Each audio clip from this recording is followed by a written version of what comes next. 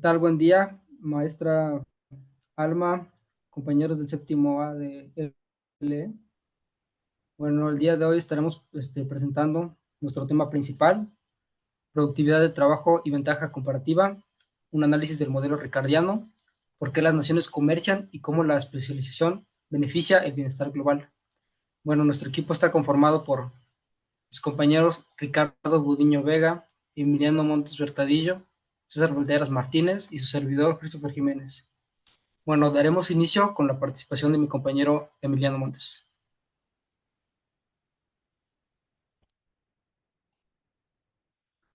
Bueno, yo voy a hablar sobre la productividad del trabajo y la ventaja comparativa, según el modelo ricardiano. Este modelo, desarrollado por el economista David Ricardo en el siglo XIX, explica por qué las naciones comercian y cómo la especialización beneficia al bienestar global. Los países comercian por dos razones principales. El primero, porque son diferentes.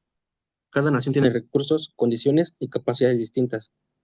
Al igual que las personas, los países pueden beneficiarse y se concentran en lo que hacen relativamente mejor. Y segundo, por las economías de escala. Cuando un país se especializa en producir una gama limitada de bienes, puede hacerlo a mayor escala y con una eficiencia tecnológica y logística mucho mejor. En conjunto, estas dos razones permiten que el comercio internacional aumente la producción total y mejore el nivel de vida global. La siguiente, por favor, Richie. El concepto clave aquí es la ventaja comparativa. Paul Samuelson, Premio Nobel de la Economía, decía: la ventaja comparativa es el mejor ejemplo de un principio económico que es indiscutiblemente cierto, pero sigue sin ser obvio para personas inteligentes. Eso significa que, aunque el principio parece simple, muchas veces cuesta entenderlo. No se trata de quién produce más, sino quién produce algo con menor costo de oportunidad.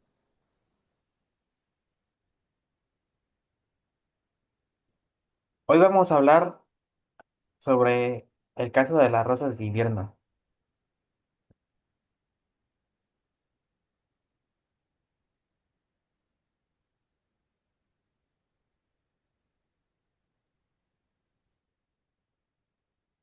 Hoy vamos a analizar uno de los pilares fundamentales de la economía moderna. ¿Por qué comercializamos? Muchas personas creen que los países comercializan solo porque tienen algo, pero la realidad es profunda. El comercio internacional no se trata solo de necesidad, sino de eficiencia. Para entenderlo, vamos a usar un ejemplo clásico que ilustran cómo la geografía y el talento se convierten en ventajas económicas. Ahora pasaremos a analizar el famoso caso de las rosas de invierno. Pensamos en el mes de febrero, en pleno San Valentín. En Estados Unidos, la demanda de la rosa es masiva, pero el clima es cálido. Para que una rosa crezca en ese entorno, no basta con voluntad. Se requieren invernaderos industriales, calefacción constante y un consumo energético altísimo. Básicamente, estamos intentando engañar a la naturaleza para recrear el verano en medio del invierno. Ahora miremos al sur. En Sudamérica, especialmente en países como Colombia o Ecuador, febrero es verano. Ahí la rosa no necesita tecnología costosa para crecer. Solo necesita la luz del sol que ya está presente. Como vemos en la lámina, producir esas rosas en el norte consume mucho recurso valioso, energía, mano de obra calificada y capital, que podrían utilizarse en algo en lo que ellos son líderes, como la fabricación de computadoras o software. La lección aquí es clara: el clima de Sudáfrica le otorga una ventaja natural que reduce drásticamente los costos de producción y el impacto ambiental. Esto nos lleva al corazón de la teoría económica, el costo de oportunidad. No se trata de cuánto dinero cueste algo, sino a qué renunciamos para obtenerlo. Si observamos los datos de la imagen, veremos una comparativa fascinante. En Estados Unidos, para producir 10 millones de rosas, el país tiene que dejar de fabricar 100,000 computadoras. ¿Por qué? Esto, porque estos ingenieros y esa electricidad que se gastan en las flores estaría mejor en empleados en sus fábricas de altas tecnologías, que es un sacrificio enorme. En Sudáfrica, para producir esos mismos 10 millones de rosas, el sacrificio es de solamente 30,000 computadoras. Aquí donde desaparece, aquí es donde aparece la ventaja comparativa. En Sudáfrica tienen un costo de oportunidad mucho menor. Les sale más barato en términos de producción dejar de hacer computadoras para sembrar rosas. En conclusión lógica, es la espacialización. Si en Estados Unidos se enfoca en lo que sabe hacer mejor, es la tecnología, y Sudáfrica en lo que el clima le facilita, la agricultura, al final del día, mediante el intercambio, el mundo tiene más computadoras y más rosas, lo que tendría que cada país intentar hacer ambas por su cuenta.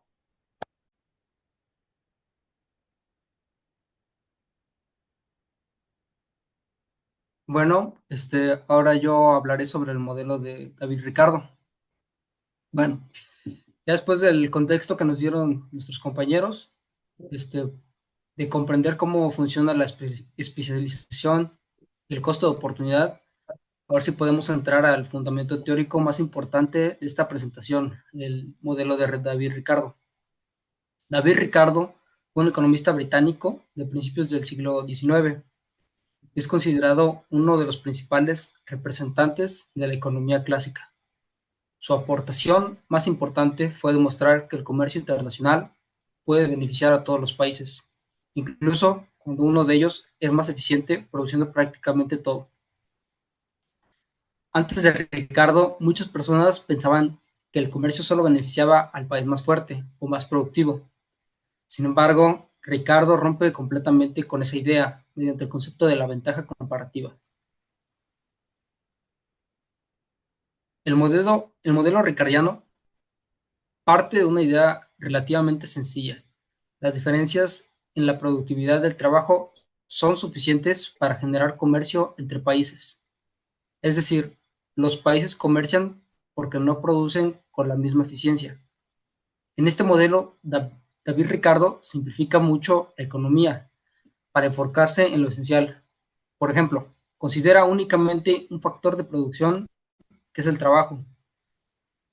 No toma en cuenta capital, maquinaria, recursos naturales o tecnología avanzada de manera separada. Todo gira alrededor de unas cuantas horas de trabajo que necesita cada país para producir un bien. Aunque parezca una simplificación excesiva, esta idea permitió explicar de manera muy clara cómo surge el comercio internacional. El modelo también supone que existen diferencias tecnológicas entre países. Algunos países tienen trabajadores más productivos en ciertos sectores, debido a experiencia, conocimiento técnico, organización o métodos de producción más eficientes. Y justamente esas diferencias son las que generan la especialización. Ricardo demuestra que un país debe especializarse en aquello que produce relativamente mejor y después intercambiar con otros países mediante el comercio. Aquí es importante enfatizar la palabra relativamente, porque el punto central del modelo no es quién produce más de todo, sino quién produce algo con un menor costo relativo en términos de trabajo y recursos sacrificados. Yo te digo cuando ya. De hecho, uno de los aspectos más revolucionarios del modelo ricardiano es que incluso un país menos desarrollado puede beneficiarse del comercio internacional. Aunque un país sea menos eficiente en términos absolutos, todavía puede tener una ventaja comparativa en algún sector específico. Eso significa que siempre existe la posibilidad de especialización y de intercambio mutuamente beneficioso. Además, Ricardo explica que esta especialización aumenta la renta mundial y mejora el bienestar global. ¿Por qué sucede esto? Porque cuando cada país se concentra en aquello que hace relativamente mejor, la producción total mundial aumenta. Se utilizan mejor los recursos disponibles, se desperdicia menos trabajo y se genera una economía más eficiente. Eso permite que existan más bienes, menores costos y precios más accesibles para los consumidores.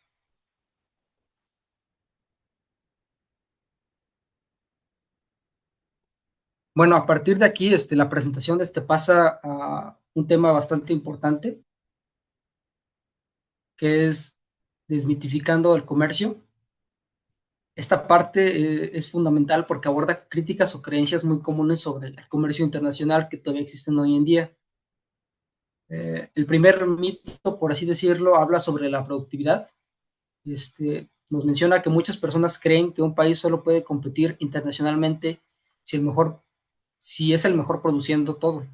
Pero Ricardo demuestra que eso es falso. La realidad es que lo importante no es la ventaja absoluta, sino la ventaja comparativa. Un país puede ser menos eficiente en casi todos los productos y aún así beneficiarse del comercio si se especializa en aquello donde su desventaja es menor.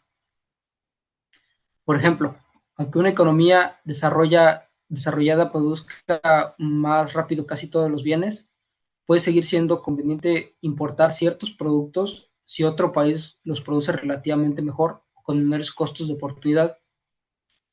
El segundo mito que se aborda es la relación con salarios bajos. Existe la idea de que los países con mano de obra barata quitan de cierta forma empleos de manera injusta o compiten solamente porque pagan menos. Sin embargo, el modelo ricardiano explica que los salarios bajos normalmente también reflejan una productividad más baja. Es decir, el costo laboral no puede analizarse de manera aislada. Lo verdaderamente importante es cuánto produce un trabajador en relación con su salario. Por eso, un país no necesariamente domina el comercio internacional solo por pagar salarios bajos. Lo que realmente determina la competitividad es la productividad relativa en ciertos sectores. Y por último, aparece el mito de la explotación. Algunas personas consideran que el comercio internacional empobrece a los trabajadores de países menos desarrollados, porque reciben salarios menores comparados con economías avanzadas. Pero Ricardo plantea otra perspectiva. La verdad, la verdadera comparación no debe hacerse contra los salarios de países ricos, sino contra las alternativas económicas disponibles dentro de ese mismo país. En muchos casos, los sectores exportadores generan mejores salarios y más oportunidades que actividades tradicionales de subsistencia. Eso no significa que el comercio sea perfecto o que no existan las desigualdades, pero sí demuestra que el intercambio internacional puede convertirse en un motor de crecimiento económico y desarrollo laboral.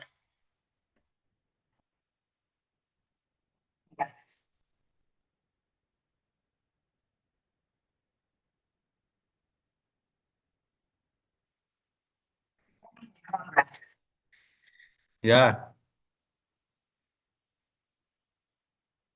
bueno, veremos una tabla de la ventaja absoluta contra la ventaja comparativa. Podemos observar la producción de dos bienes, que es el queso y el vino, en comparación con la productividad de Estados Unidos con un país extranjero y también su ventaja comparativa. De esta tabla podemos concluir que aunque el comercio puede beneficiar a ambos países, incluso si uno es mejor en todo, aunque Estados Unidos sea más productivo en todo, este debería de especializarse en queso, ya que así ambos producen más, pueden intercambiar más y ambos ganan en el comercio. Siguiente. Bueno, ahorita veremos algunas mentiras o mitos que se tiene del modelo ricardiano. El primero es la idea errónea que dice que un país solo puede beneficiarse del libre comercio si es más productivo o mejor que los demás países. Lo importante no es ser el mejor en todo, sino especializarse en aquello donde eres relativamente más eficiente o menos ineficiente. A esto se llama ventaja comparativa. Por ejemplo, aunque un país sea peor produciendo casi todo, todavía puede dedicarse a lo que cuesta relativamente menos hacer y cambiarlo por otros productos. Así, ambos países salen ganando. El comercio no depende de tener ventaja absoluta, sino de aprovechar mejor los recursos disponibles. El otro mito sería el mito de los salarios paupérrimos. Este quiere decir, esta idea es llamada argumentos aleatorios. Aquí se piensa que el comercio con países pobres perjudica a los trabajadores de países ricos porque las empresas pueden irse a lugares donde pagan menos.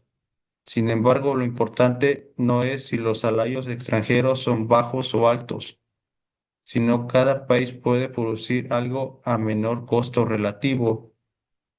Si un país puede hacer queso más eficientemente y otro vino más barato, ambos ganan intercambiando. El comercio permite obtener productos usando menos recursos de los que de los que se necesitarían para producir todo internamente. Así, aunque haya diferencias salariales, el intercambio puede seguir siendo beneficioso para las dos economías.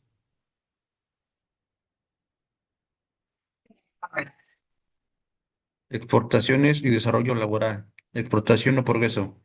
La verdadera pregunta no es si los salarios son bajos respecto a otros países, si no son mejores de lo que serían en el comercio internacional.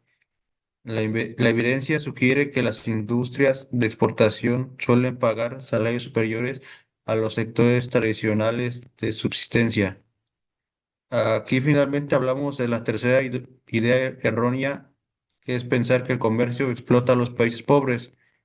Muchas personas ven salarios extremadamente bajos y concluyen que el comercio solo genera pobreza, pero se plantea la pregunta, ¿cuál es la alternativa para esos trabajadores? En muchos casos, las opciones sin comercio serían todavía peores, como desempleo o pobreza extrema. El comercio no crea necesariamente esos salarios bajos, más bien esos salarios reflejan el nivel de productividad y desarrollo económico del país.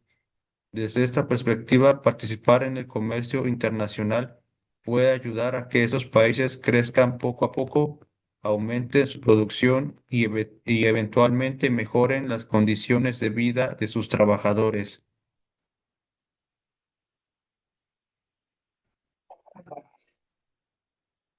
Bueno, en la evidencia empírica, aquí podemos ver que Estados Unidos era mucho más productivo que Reino Unido, pero Reino Unido podía seguir exportando, especialmente en sectores donde la ventaja de productividad estadounidense era inferior al promedio. O sea, si Estados Unidos tenía ventaja en algo, Reino Unido aprovechaba eso para competir y exportar. Comparando industrias de Estados Unidos y Reino Unido después de la Segunda Guerra Mundial, Estados Unidos era más productivo que Reino Unido en casi todas las industrias. O sea, tenía una ventaja absoluta en casi todo, pero aún así Reino Unido seguía exportando bastante en ciertos sectores, porque aunque fuera peor en todo, había industrias donde era relativamente menos ineficiente. Ahí aparece su ventaja comparativa. Eso confirma precisamente la idea de Ricardo. El comercio no depende de quién es el mejor en términos absolutos, sino de quién tiene mejores costos relativos.